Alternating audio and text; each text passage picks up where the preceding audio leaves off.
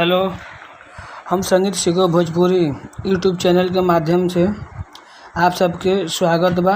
हम गीतकार कन्हैया गुप्ता। आज हम सावन के पवित्र महीना में एगो बहुत ही सुंदर कांवर गीत लेके आइल बानी, जौना कि गाना के टाइटल बा भक्तन पे कृपा करी त्रिपुरारी।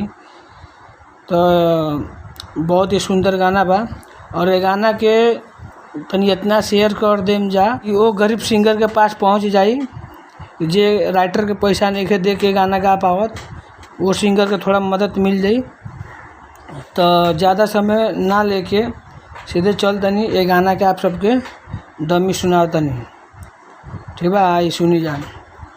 हरे कही से के जल ढारे आई देव घर, लॉकडाउन में फसल बा पूरा शहर। हरे कही से के जल ढारे आई देव घर, लॉकडाउन में फसल बा पूरा शहर। हरे देशवा पर दुख पड़ल बावे हो भारी, हरे देशवा पर दुख पड़ल बावे हो भारी। जनता पर कृपा करी हो त्रिपुरारी, भक्तन पर कृपा करी हो त्रिपुरारी। हरे एक दाना खातिर तरसे गरीब हो, आके तू हालत तनी देख करीब हो। एक दाना खातिर तरसे गरीब हो, आके तू हालत तनी देख करीब हो। कोरोना के बढ़ल बावे महामारी, कोरोना के बढ़ल बावे महामारी। जनता पर कृपा करी हो त्रिपुरारी, भक्तन पर कृपा करी हो त्रिपुरारी। खुशी के तनी सुनली पुकार हो, गाँव के शिवाला पर हम करेनी गोहार हो।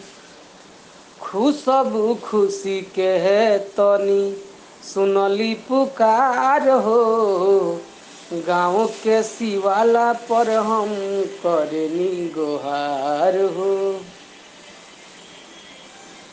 गुप्ता कन्हैया विजय है दुआरी, हरे कही से के जल ढारे आई देव घर, लॉकडाउन में फसल बा पूरा शहर। हरे देशवा पर दुख पड़ल बावे हो भारी, जनता पर कृपा करी हो त्रिपुरारी, भक्तन पर कृपा करी हो त्रिपुरारी। हरे एक दाना खातिर तरसे गरीब हो, आके तू हालत तनी देख करीब हो।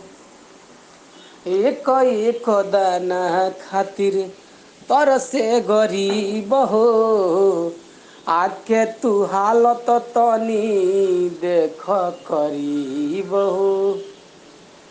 कोरोना के बढ़ल बावे महामारी, जनता पर कृपा तनी करी त्रिपुरारी, जनता पर कृपा तनी करी त्रिपुरारी।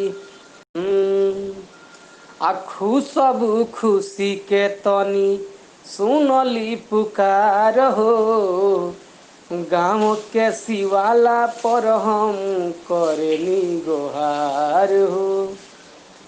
खुशी के है तनी सुनली पुकार हो, गाँव के शिवाला पर हम करेनी गोहार हो।